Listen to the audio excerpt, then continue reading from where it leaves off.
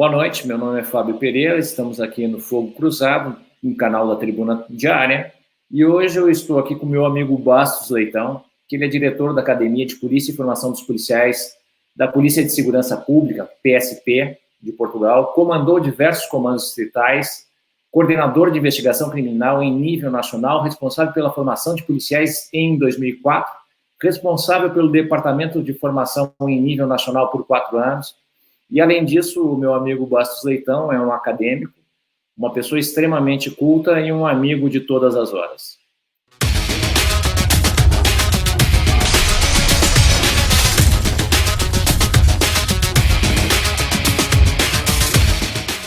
Leitão, sabes que isso nós conversávamos muito quando eu estava em Portugal, que o Brasil tem um problema endêmico de segurança pública. Nossos índices de criminalidade são muito altos. O que Portugal fez para que a sua taxa de criminalidade, ano a ano, fosse decrescente? Qual é o milagre português? É uma pergunta difícil de responder. Portugal, de facto, eu vou tentar, em primeiro lugar, muito obrigado por este convite. É uma honra estar com vocês deste lado do Atlântico e partilhar convosco a minha experiência relativamente a Portugal. Eu espero que o meu português, vou tentar falar devagar, porque nem sempre conseguimos entender-nos muito bem, porque nós, deste lado, tendemos a falar muito rápido e às vezes não é fácil perceber. Vou tentar o meu melhor e falar pausadamente para que vocês me entendam melhor. De facto, os níveis de segurança em Portugal são, de facto, baixos e têm vindo, na última década, a cair constantemente. Nós temos, neste momento, em muitos dos índices criminais, metade do crime que tínhamos há 10 anos atrás, apesar deste ano no último ano, em 2019, ter aumentado ligeiramente, mas continuamos tendencialmente com taxas muito baixas ao nível criminal. Não sei se é conhecido um indicador internacional, que é o Global Peace Index, onde há um conjunto de categorias que avaliam a segurança e a conflitualidade nos países, e Portugal é, neste momento, o terceiro país do mundo ao nível da segurança e de baixa conflitualidade, o que torna, em termos de qualidade de vida e em termos de atratividade internacional, um país privilegiado nesta matéria da segurança. Não estamos a falar apenas de indicadores que têm a ver com a segurança, com o papel da polícia. Estamos a falar com um conjunto de indicadores sociais que têm a ver com a conflitualidade, com os gastos em militares, enfim, com um conjunto de indicadores, são 23 indicadores, salvo erro, mas que tornam, em todos eles, Portugal está muito bem posicionado e que tornam este país realmente, em termos europeus, modular. Ao nível da União Europeia, somos até o país número 1 em termos de segurança. Porquê? A tua pergunta não é fácil de responder. Ao nível policial, Portugal, o segredo, penso que aqui em Portugal, ao nível policial, é a capacidade de resposta que as forças policiais portuguesas continuam a ter cada vez que há um fenómeno qualquer criminal que aparece ao nível social. Nós respondemos relativamente rápido sempre que esses fenómenos eclodem, sempre que eles aparecem. As forças policiais portuguesas, eu diria que são mesmo muito eficientes a atacarem esses fenómenos logo nos seus estádios mais precoces, quando elas começam efetivamente a aparecer. Eu acho que esse é um dos grandes segredos, que é não deixar instalar estes fenómenos criminais logo em fases muito prematuras. E, portanto, aí é uma componente que eu diria em que somos bastante fortes. Segundo fator, há uma aliança tradicional de boa comunicação e de boa cooperação entre as polícias e o Ministério Público. O Ministério Público em Portugal é um Ministério Público que normalmente coopera também de uma forma muito eficaz, muito próxima com as polícias quando se trata de atacar estes fenómenos criminais. São dois fatores que, conjugados, eu diria que são, talvez, ao nível da resposta policial, aqueles que são mais significativos para explicar um pouco desta segurança que existe no país. Claro que há um terceiro, que é o fator geográfico. Portugal só tem um país em termos de fronteiras. Do outro lado é o mar longo, grande, que não é fácil, digamos, de atrair fenómenos criminais por esse lado. Ao nosso lado estão os nossos vizinhos espanhóis, com quem também mantemos relações de excelência ao nível da cooperação policial, sempre que é necessário também obter intelligence entre os dois países. Essas relações são tradicionalmente muito boas.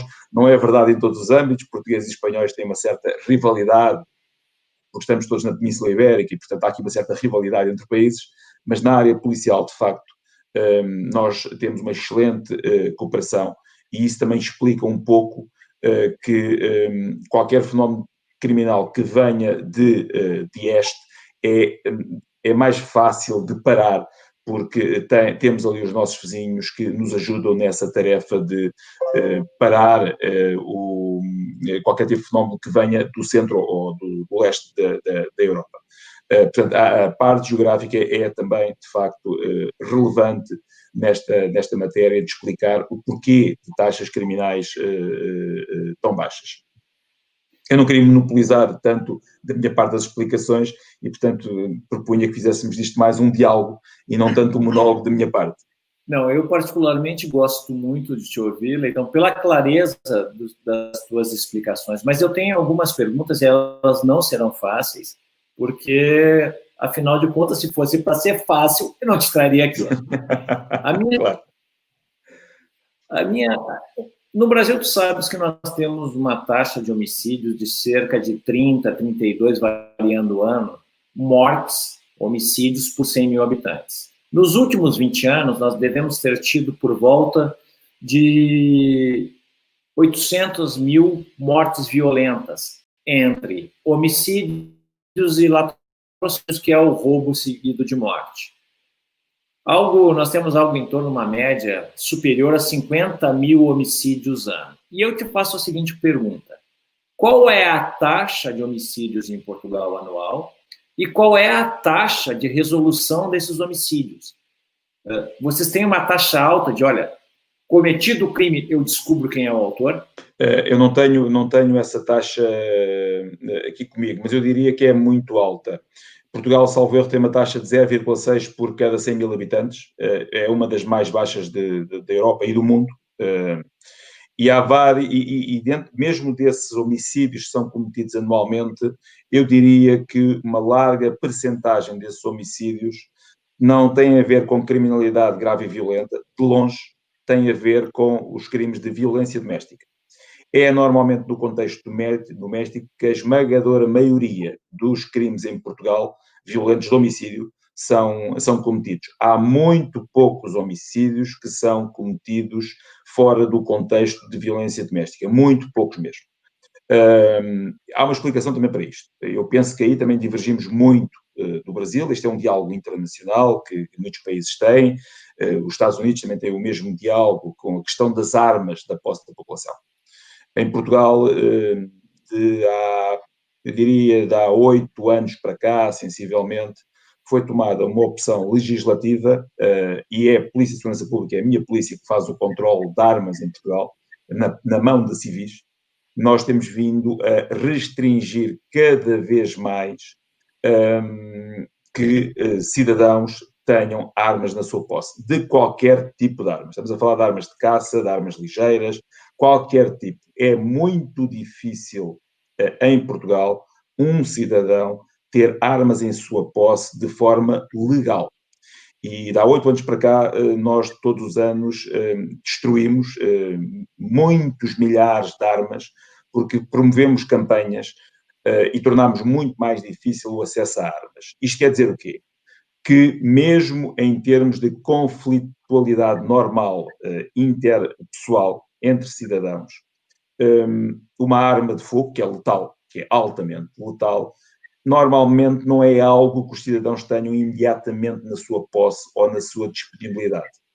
O que limita claramente também os efeitos das agressões físicas, porque elas normalmente são feitas de uma outra forma, que muito menos letal, com armas brancas, facas, normalmente, ou com objetos contundentes, mas raramente com armas, porque de facto elas não estão disponíveis para a população.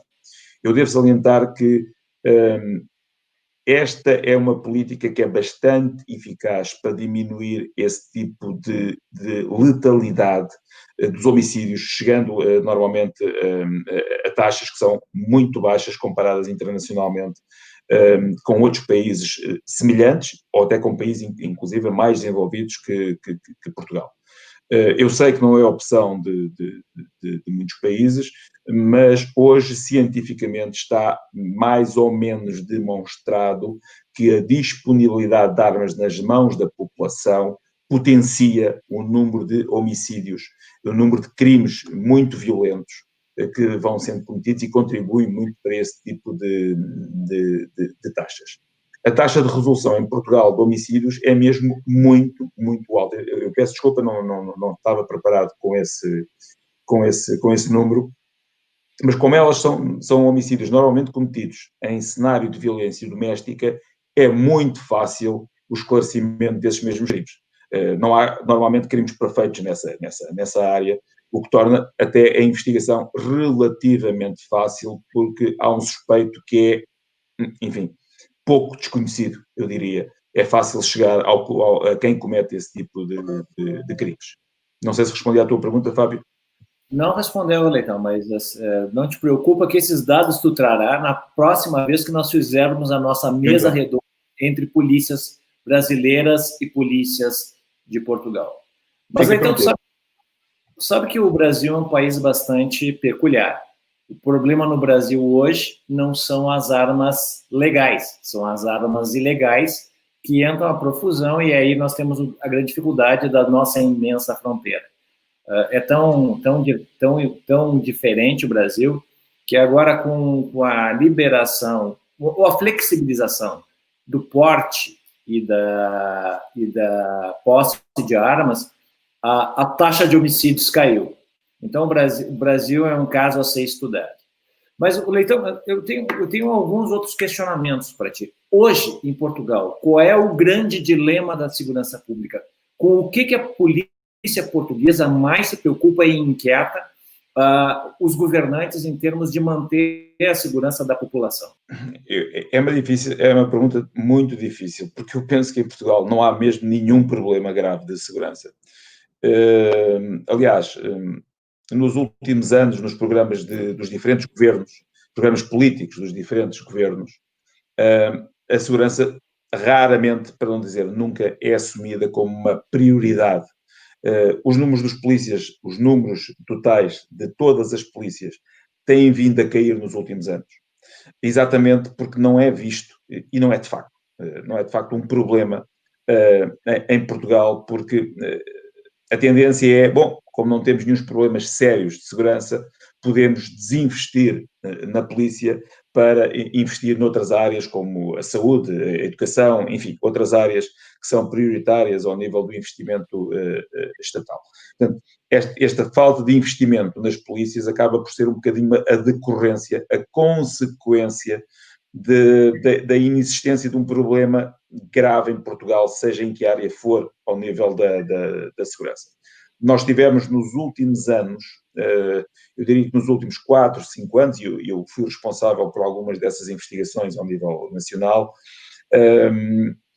uma pressão de grupos que vinham do leste europeu, Geórgia, do centro da Europa também, a Roménia, por exemplo. Tivemos alguma pressão de grupos organizados que atuam em rede em toda a Europa e que chegaram a Portugal, enfim, há 4, 5 anos atrás, mas que cometiam crimes não violentos. Cometiam normalmente crimes de assaltos a residências, era claramente o crime mais prevalecente, quase sempre com ausência de violência, mas de qualquer forma que eram altamente rentáveis para essas redes. Como eu te disse no início, as forças policiais portuguesas agiram mesmo muito, muito, muito, muito rápido perante esse fenómeno e praticamente neste momento todas essas redes internacionais que operaram durante alguns anos em Portugal, pura e simplesmente saíram do país, porque a resposta foi muito efetiva e não deixou que essas redes se estabelecessem de uma forma mais ou menos permanente no país. Muito recentemente tivemos uma vaga de rebentamentos com explosivos, com gás, não com explosivos, perdão, com gás de multibancos em Portugal. Multibancos são as ATMs, não sei como é que no Brasil vocês chamam Eletrônicos. este tipo de dispositivos. Como? Caixas eletrônicos. Caixas eletrónicos, pronto. Mas, mais uma vez, a resposta policial foi de tal forma rápida e efetiva que permite quase, cada vez que temos um fenómeno mais grave, permite quase que nós concentremos todo o poder policial para esse fenómeno, não deixando que ele se estabeleça e rapidamente conseguimos também, em cerca de um ano, conseguimos também reduzir cerca de 200 ataques anuais a caixas eletrónicos.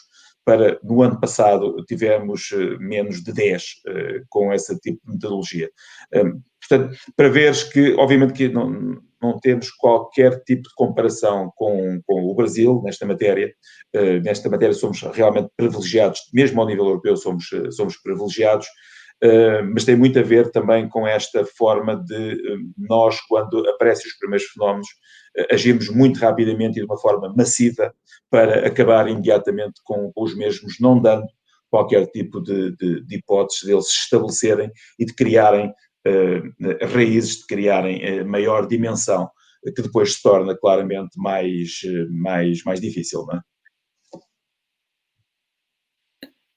Então, o Atlântico, que ao mesmo tempo é a fronteira de Portugal e que define a alma portuguesa, porque afinal de contas, através do Atlântico, Portugal se lançou para o mundo, ao mesmo tempo é um desafio. E aí eu te pergunto, porque a costa atlântica de Portugal permite questões como o tráfico de drogas, o tráfico de pessoas e o tráfico de armas.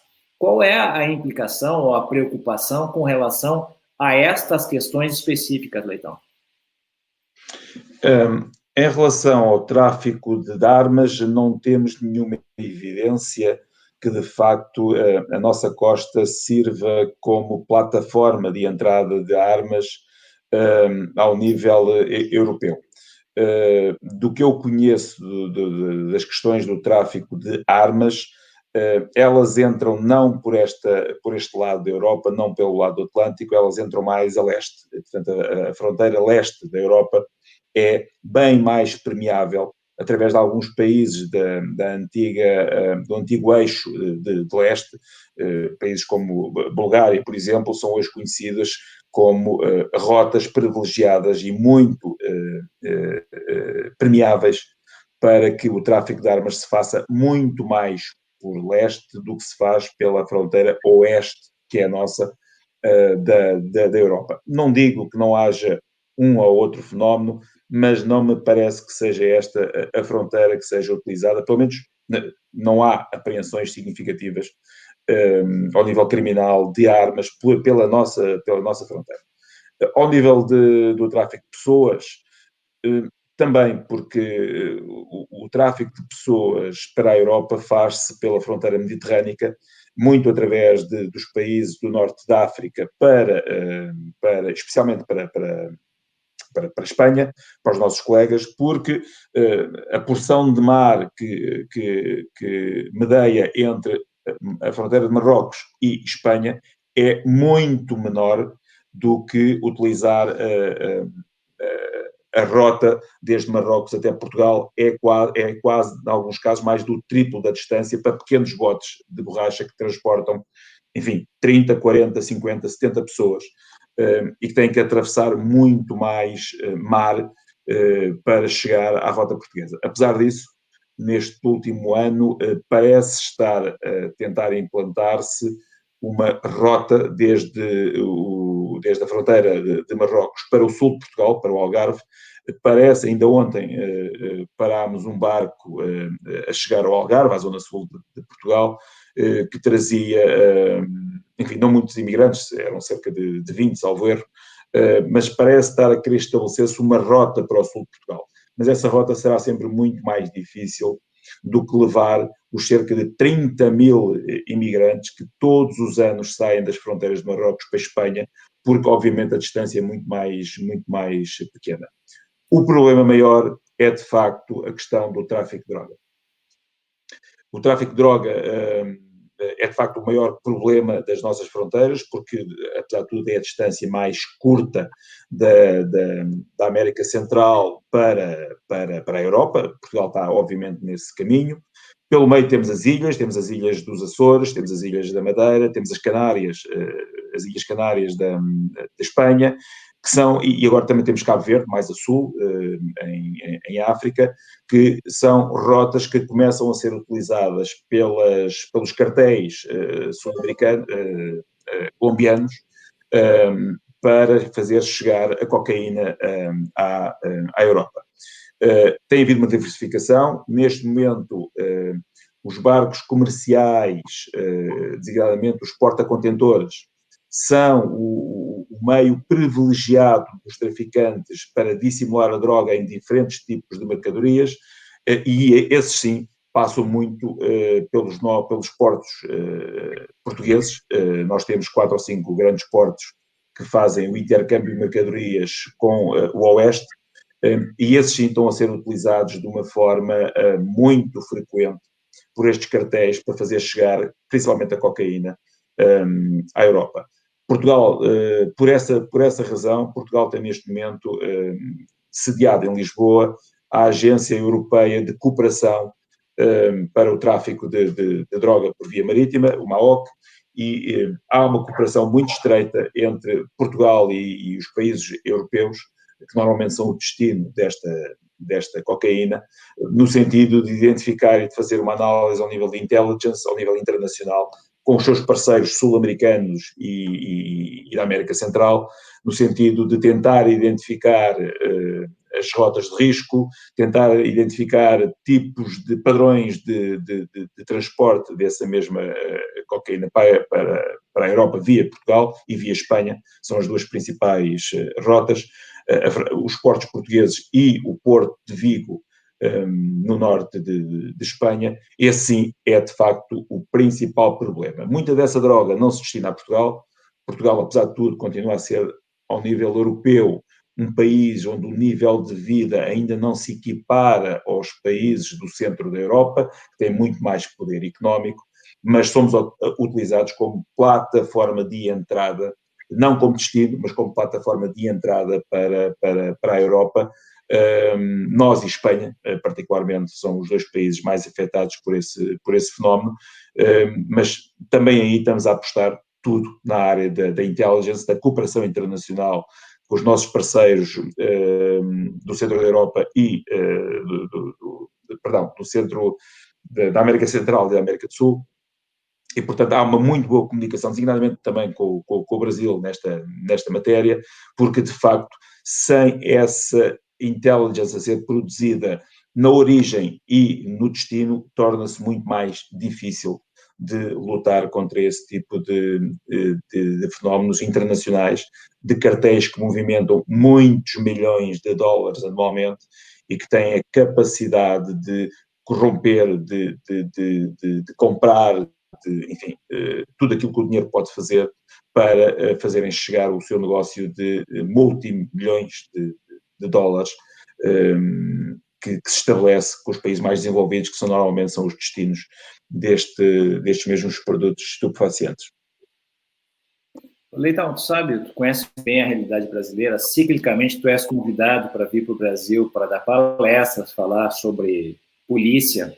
Sabe que no Brasil, sempre quando se fala em liberação das drogas, usa-se Portugal como paradigma, como se em Portugal tivesse sido liberado de forma geral.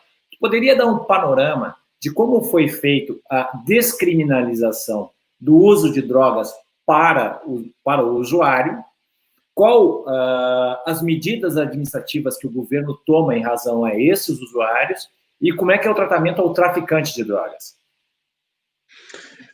Atenção que a descriminalização em Portugal não é total, ou seja, não se pode dizer que qualquer consumidor, e estamos a falar para o consumidor, não estamos a falar para o traficante continua a ser sujeito às medidas penais normais para o cometimento de crimes, portanto, aí não há nenhuma diferença com qualquer outro país. O que se fez foi a descriminalização do consumo, porque às vezes fala-se de Portugal de uma forma um pouco errada quanto ao que se passa no país relativamente à descriminalização. Portanto, não há aqui nenhum oásis de consumo e tráfico de droga apenas para esconder estatísticas criminais, não é isso que se passa no país. O que se passou no país foi que havia até 2000, sinceramente, mais ou menos, havia um grande problema de mortalidade por consumo, particularmente da heroína. A heroína, naquela altura, estava na moda, havia muitos jovens, eu inclusive, antes de entrar para a Academia de Polícia, tive amigos meus que morreram de overdose pelo consumo de heroína, e as autoridades, particularmente de saúde, resolveram testar uma nova fórmula de combate a essa pandemia de mortes, que causavam mortes por excesso de consumo ao nível público. Nós começávamos a ter, particularmente nas grandes cidades de Lisboa e do Porto, começávamos a ter já hotspots de tráfico com milhares de consumidores que toda a gente podia ver. Esse hotspot estava a começar a criar problemas sociais complicados à sua volta. Muitas famílias começavam a ter problemas, estamos a falar de milhares e milhares de famílias, começavam a ter problemas em casa porque, enfim, um heroinómano normalmente não tem limites para alimentar o seu vício e, portanto, havia um problema social já muito complicado que se estava a tornar, ao mesmo tempo, um problema criminal, porque estes heroinómanos e cocainómanos, o que eles faziam era depois para satisfazer o seu vício, cometiam pequenos crimes que, enfim, estavam a degradar toda a qualidade de vida em Portugal. O que foi testado foi o seguinte: o problema partiu da saúde para a área criminal, e o que se fez foi para que pequenas posses de produtos estupefacientes passavam a ser consideradas não crime, mas uma contornação. Eu não sei como é que se chama no Brasil, mas seria uma multa, a fine, não sei qual é que é o instrumento jurídico no Brasil para algo, uma sanção que não é criminal, mas que a pessoa paga uma quantia monetária como sanção. Não sei qual é o termo que vocês utilizam.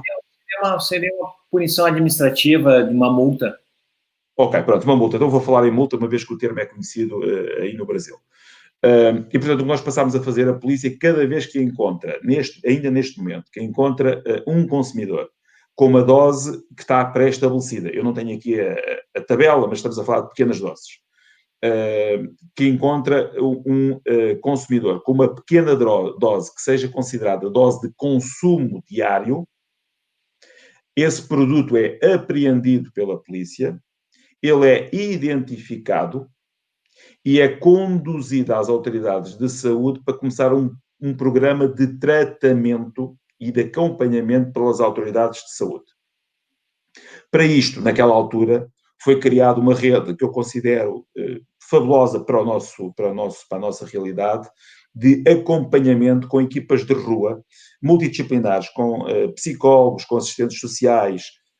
A polícia ficava fora desse esquema, porque a polícia, enfim, era a parte do law enforcement, não a parte da assistência, mas nós colaborávamos com estas equipas de rua no sentido de conduzir para elas estes toxicodependentes, e o objetivo era recuperar e de arranjar programas de substituição, em alguns casos, destes consumidores. Esta política ainda hoje é a política nacional e foi um sucesso, devo dizer, porque a polícia, no princípio, desconfiou muito desta solução. Nós, na polícia, não vimos isto com bons olhos, achámos que isto ia ser cosmética, eu diria. Mas o facto é que o tempo demonstrou que foi muito eficaz e que começou a pouco e pouco a diminuir a procura do estupefaciente. E, portanto, começou a diminuir também essa mesma oferta, porque não havendo procura, não há oferta. Portanto, o que se atuou aqui foi na lei da oferta e da procura. Ao mesmo tempo, as forças policiais começaram a focar a sua atuação nestes hotspots onde se vendia a droga, fazendo uma pressão diária muito grande para fazer a disrupção do negócio e tornar mais difícil a venda local, dispersando essa venda pelas cidades e não concentrando em pequenos pontos onde eram verdadeiros supermercados de venda de droga.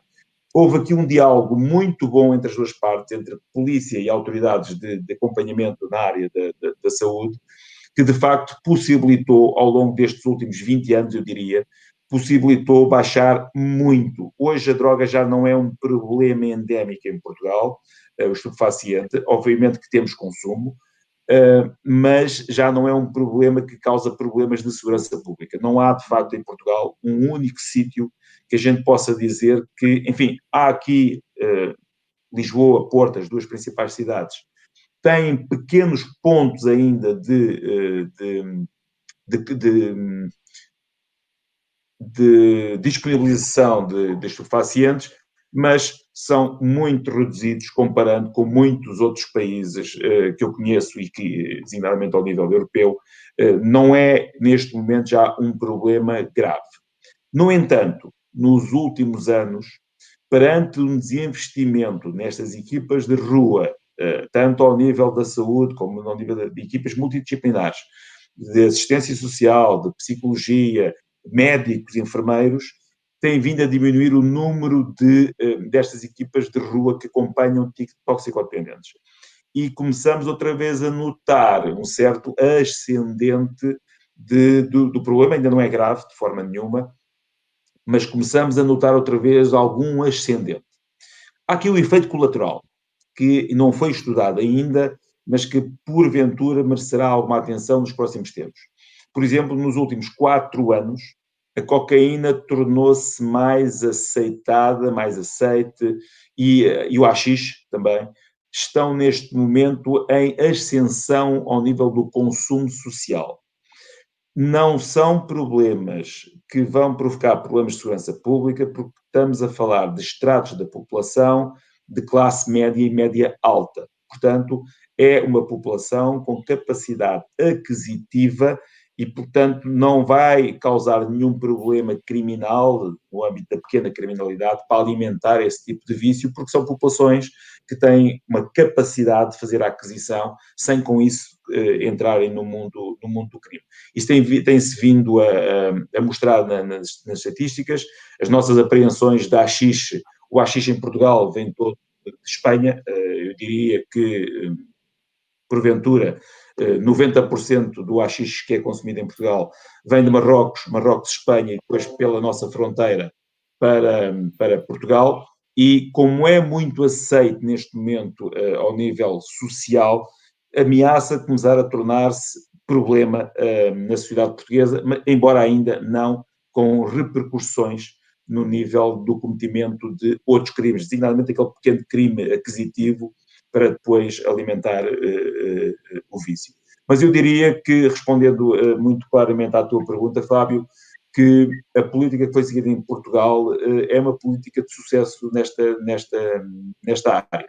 E foi basicamente uma colaboração entre law enforcement e autoridades de saúde a colaborarem, muitas vezes até com a intelligence. Eu não devia dizer isto, mas enfim, penso que ninguém me está a ouvir, de maneira que muitas das vezes eram as próprias autoridades de saúde que nos diziam o consumidor disse-nos que há ali uma casa, um ponto de venda que vocês se calhar não estão a controlar e, portanto, funcionavam quase como uma rede de intelligence informal, não formal, informal, que muito nos ajudou também a direcionar o nosso esforço para tentar acabar com estes pequenos pontos de venda e ao longo dos últimos 20 anos a droga deixou de ser um grande problema social para se tornar, enfim, em algo que neste momento está controlado na sociedade portuguesa. Aqui no Brasil se vende sempre a ideia que Portugal foi um libera geral, e quando não foi. E, na realidade, eu gosto do exemplo de Portugal, mas me parece que o exemplo de Portugal é um exemplo para Portugal. Foi uma solução portuguesa que me parece que para o Brasil ela não teria o mesmo efeito. Mas, trocando de assunto e continuando no assunto da segurança pública, transversalmente na Europa, eu pude perceber que a grande preocupação hoje, que acaba também permeando defesa e segurança, é a questão do terrorismo. O terrorismo preocupa vocês em Portugal, Leitão? Obviamente que preocupa, não é? E particularmente na Polícia de Segurança Pública, nós somos, como sabes, somos responsáveis pela segurança pública nas principais cidades portuguesas. Obviamente que preocupa, não é? No entanto, mais uma vez, continuamos a ser um oásis em termos de ataques terroristas. Portanto, não há um único ataque terrorista cometido em Portugal. A nossa localização geográfica explica-o. Apesar de nós estarmos comprometidos com a área NATO e com as políticas da União Europeia contra o terrorismo, Portugal ainda é visto como um país que, com a sua tolerância cultural que existe em Portugal, com a sua tolerância religiosa que também existe no nosso país, não é visto como um país que mereça ser castigado, entre aspas, ao nível dessa mesma ameaça. Sendo um país pequeno, eu também acho que não é abusivo da minha parte dizer que um ataque terrorista em Portugal tem menos repercussão nos mídias do que se for cometido em Paris, Londres ou Berlim. O impacto será necessariamente diferente ao nível dos mídias e os terroristas também jogam com o impacto psicológico quando fazem esse tipo de ataques. O fenómeno, obviamente, que é um fenómeno complicado em muitos outros países, porque há de facto já muitos milhões, o fenómeno é um fenómeno, como sabes, com base islâmica, ninguém tem dúvidas disso, é escusado afirmarmos algo diferente, e ele tem sido cometido não de fora para dentro. Há muito poucas evidências que estes ataques sejam importados através da imigração, através de agentes que sejam lançados na Europa para cometer ataques terroristas. Eles são lançados à distância. O que é que isto quer dizer?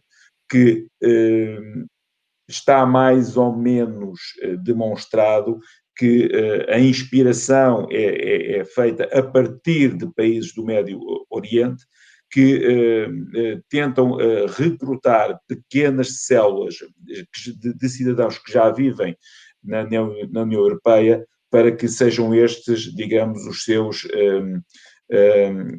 seus autores à distância, quase como se fossem mandados à distância para cometer este tipo de atentados. Também aqui a cooperação internacional, e enfim, eu participei em muitas mesmo reuniões da Europol e da Interpol, onde este é o assunto do momento, e eu penso que aqui a cooperação policial europeia tem vindo, e designadamente a troca de intelligence, tem vindo a aprimorar-se cada vez mais, e eu diria que está cada vez mais difícil de lançar ataques em solo europeu ao nível do terrorismo. O que nós temos visto é, no princípio, o que nós tínhamos era ataques de grupos, de pequenos grupos de 4, 5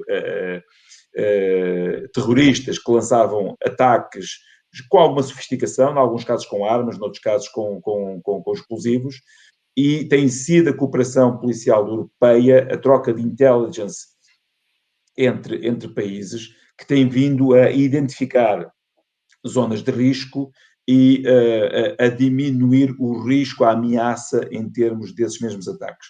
O que nós temos tendo visto ultimamente é apenas atacantes isolados, com ataques cada vez menos sofisticados.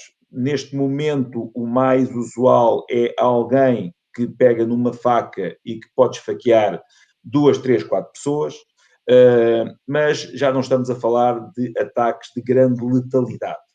também os europeus aprenderam a começar a vigiar zonas de risco. Nós, neste momento, por exemplo, estamos a fazer troca de intelligence. Toda a gente que viaja em solo europeu é escrutinado por todas as forças policiais desse mesmo solo europeu, que nos permite começar a tirar conclusões sobre quem é que viaja e para quê, estabelecer padrões.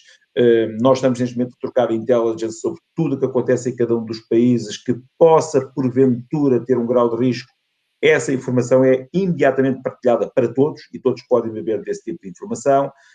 Enfim, há um conjunto de mecanismos ao nível europeu que se foi aprimorando, de que todos beneficiam e que têm vindo a diminuir a letalidade dos ataques terroristas. Não quer dizer que tenha acabado o risco, isso não vai acontecer de certeza absoluta, mas eu diria que está cada vez mais difícil de planear ataques que sejam ataques muito significativos ao nível europeu.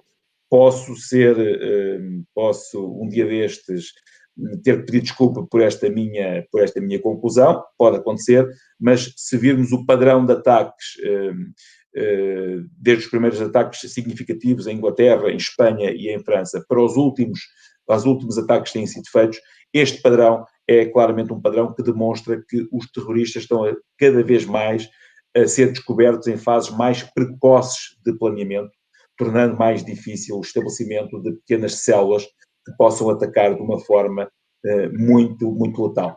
Mas, respondendo mais uma vez objetivamente à tua pergunta, continua a ser um foco de preocupação para todo o território europeu, sem dúvida nenhuma. Né? Quando eu estava em Lisboa, teve alguns casos de brasileiros envolvidos com aquilo que a gente chama de fraude, e aí se chama de burla, principalmente nos ATMs. Há muita participação de brasileiros na criminalidade em Portugal, Leitão? Não, Fábio, não há mesmo. Há uns anos atrás, eu diria há 10 anos atrás, houve uma vaga de imigração brasileira, de facto, que trouxe para Portugal alguns indivíduos com alguns hábitos criminais e que foram responsáveis, de facto, muito localmente, por alguns fenómenos a que nós não estávamos habituados em Portugal. Esse tipo de fenómenos, mais uma vez, foi rapidamente eliminado, em muitos casos.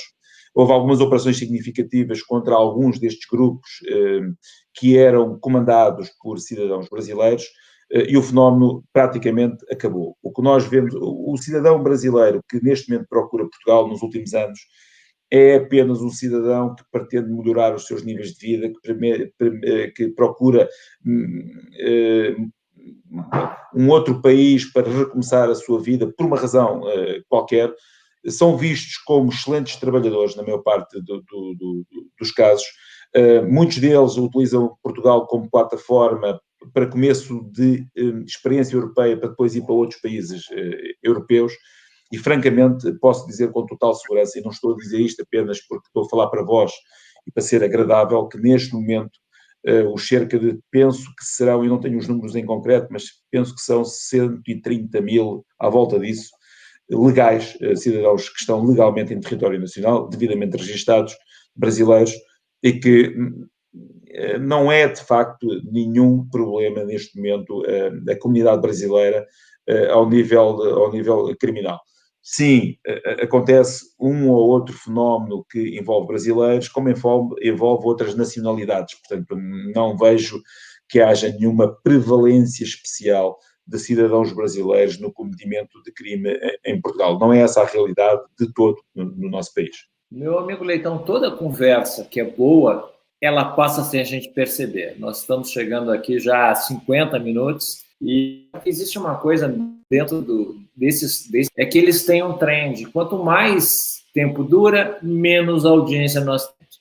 E esse programa contigo, ele merece ser assistido por todos os brasileiros. E eu gostaria que tu desse teu recado final, enfim, qual o futuro da segurança pública em Portugal? É uma questão difícil de responder. Eu acho que se mantivermos os atuais níveis de segurança, Portugal, sabes, beneficiou muito ao nível do PIB, porque por causa destes níveis de segurança. A segurança em Portugal tem servido como o primeiro fator na atração de turismo.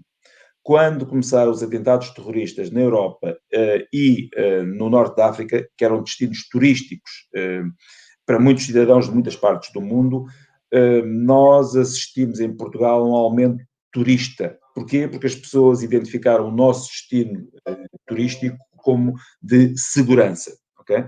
E, portanto, se nós conseguirmos manter Portugal dentro do país da União Europeia mais seguro, com menor nível de conflitualidade e de criminalidade, na maior parte dos itens, esse será um objetivo a manter a prazo. Portugal vai, de certeza, continuar a investir, como a maior parte dos países está a investir, na parte do intelligence, na parte de dominarmos não os fenómenos criminais, mas de dominarmos as condições que podem levar aos fenómenos criminais.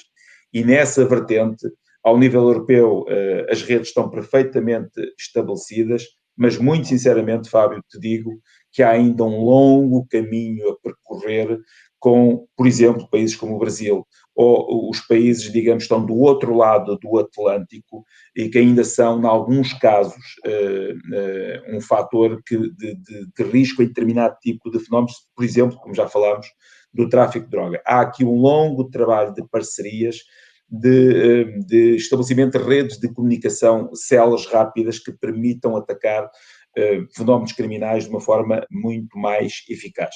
E eu penso que se há um futuro que é preciso desenvolver em Portugal no domínio da segurança pública, será esse. Será o intelligence e a coordenação da informação de caráter criminal, no sentido de prever o que aí vem ao nível da criminalidade. É, de facto, aí que a maior parte das forças policiais está, neste momento, a investir, tanto ao nível tecnológico como da formação de técnicos, e é um domínio que rende em termos de que é muito proveitoso em termos da prevenção dessa mesma criminalidade. Diria que, eventualmente, este seria o trend, seria a tendência em Portugal no futuro ao nível da segurança pública. Meu amigo Leitão, para usar um termo português que eu gosto muito, gostei imenso da nossa conversa. É bom rever. Nós dividimos com muito orgulho, como auditores, os bancos do curso de Defesa Nacional, do nosso querido Instituto de Defesa Nacional. Então, eu só tenho a te agradecer por ter disponibilizado o teu tempo. Nós estamos gravando numa quinta-feira à noite, aqui no Brasil são 7h15, só que em Portugal são 11h23 e 15 minutos. Então, Leitão, muito obrigado. E já estás convocado para um outro programa que nós faremos, uma rodada entre policiais brasileiros e policiais portugueses. Para deixar os brasileiros com inveja, meu amigo. Fábio, eu já consigo identificar na tua forma de falar o sotaque português. Tem cuidado. Eu sou transmissor. Boa noite a todos e muito obrigado. Boa noite, Fábio.